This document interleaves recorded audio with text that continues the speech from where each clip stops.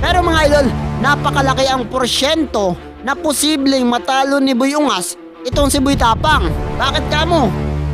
Ngunit mga idol, posible din na matalo itong si Boy Ungas ni Boy Tapang. Bakit kamo?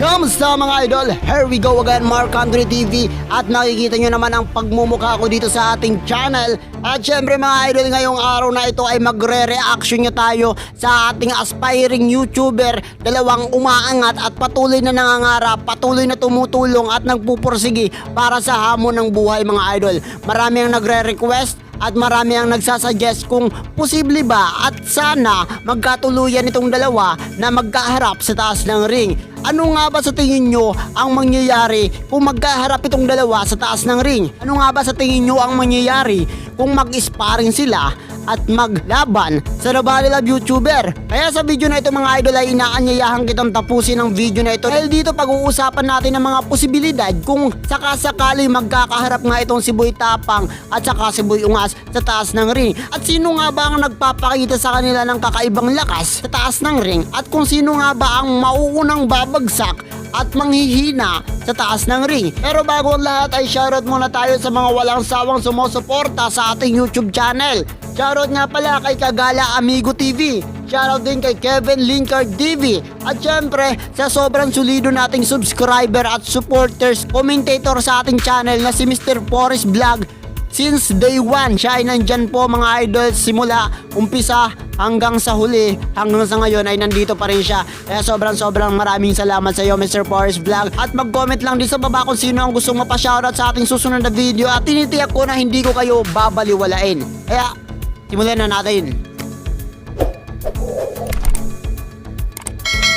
Sa sobrang tagal ng ating paghihintay mga idol sa Nabali Love YouTuber ay pag-uusapan nga natin muna itong dalawang aspiring YouTuber na si Boy Ungas at Boy Tapang.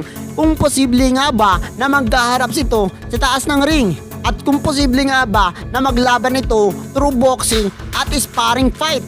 Mga idol, ito ang request at tanging hiling lang ng ating idol na si Boy Ungas na sana makaharap niya itong ating idol na si Boy Tapang. Si Boy Tapang po ang idolo ni Boy Ungas. Kung kaya't patuloy na nagsisikap itong si Boy Ungas na gumawa ng video at magpatuloy sa kanyang hamon ng buhay mga idol. Hindi po ibig sabihin na hinahamon ni Boy Ungas itong si Boy Tapang ay inaangasin niya si Boy Tapang. Hindi po ibig sabihin mga idol na hinahamon niya si Boy Tapang, sinusuntok niya yung mukha ni Boy Tapang ay nagagalit si Boy Ungas. Hindi po ganun yun mga idol.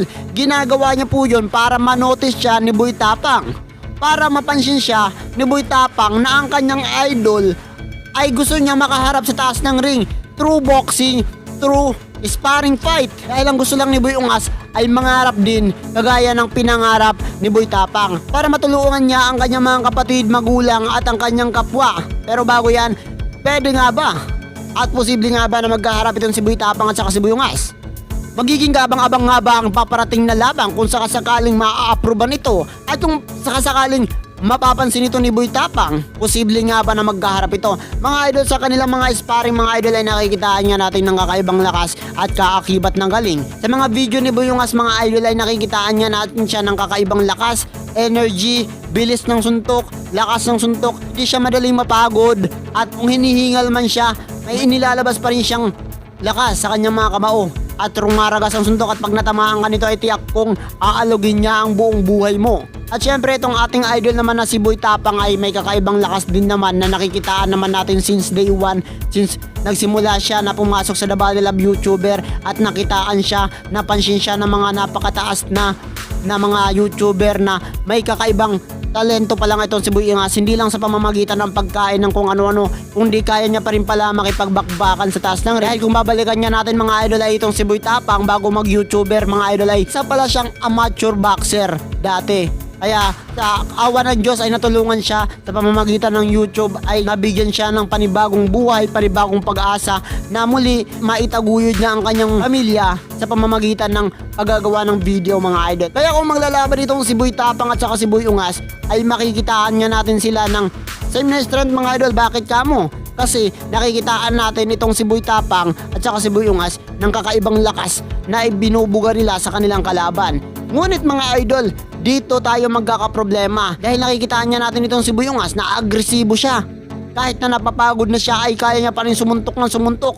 Ngunit ang pinagkaiba lang nila kasi si Boy Tapang ay iniisip niya kung anong suntok ang ilalabas niya. Iniisip niya kung anong estratehiya ang posible ang gamitin para mapatumba yung kalaban. Itong si Boy naman mga idol ay nakikitaan natin siya ng sumusuntok lang siya ng sumusuntok basta mapatumba niya yung kalaban. Ang pinagkaiba nila mga idol ay itong si Boy Tapang ay mayroon siyang trainer at alam niya kung ano ang mga posibleng gawin sa taas ng ring. Itong si Boy ay hindi pa natin alam kung may trainer ba ito. Hindi natin alam kung sariling sikap lang niya, self-training lang ang ginagawa niya sa kanyang buhay. Pero mga idol, napakalaki ang porsyento na posibleng matalo ni Boy Ungas itong si Boy Tapang. Bakit kamo?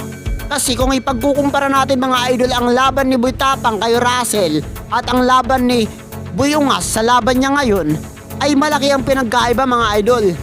Kasi si Boy Tapang, nung nasa taas siya ng ring, ay nakikitaan natin siya ng pagkahingal, pagkapagod. At alam naman natin mga idol na malakas din sumuntok si Boy Tapang. Ngunit parang kulang pa rin, hindi kagaya ng inilalabas sa suntok ni Boy Ungas na sobrang solido. Alam mo yun mga idol? Pero hindi pa natin alam kasi hindi pa naman sila nagkakaharap. Mga posibilidad pa lang ito at mga posible pa lang magaganap. Ngunit mga idol, posible din na matalo itong si Boy Ungas ni Boy Tapang. Bakit kamo? Kasi si Boy Tapang mga idol ay may experience na siya sa taas ng ring kung paano niya patutumbahin yung kalaban. Mga idol, pag si Boy Tapang ang makatama kay Boy Ungas, sigurado akong mahihilo din yun. Dahil sigurado ako mga idol, ang ipapakawalang suntok ni Idol Boy Tapang ay malalakas. At posible dito, magkamali itong si Boy Ungas at mapatumba ni Boy Tapang. Pagdating naman sa stamina, magkakatalo lang sila sa stamina dahil itong si Boy Ungas ay napakalakas ng stamina at napakalaki ng energy.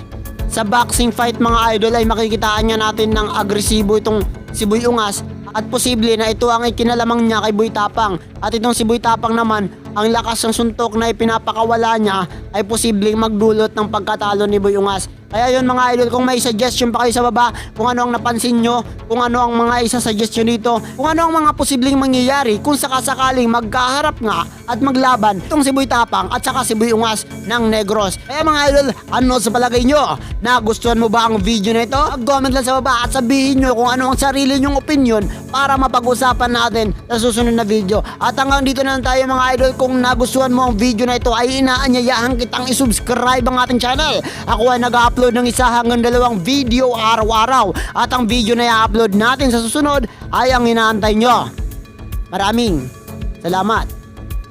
Goodbye!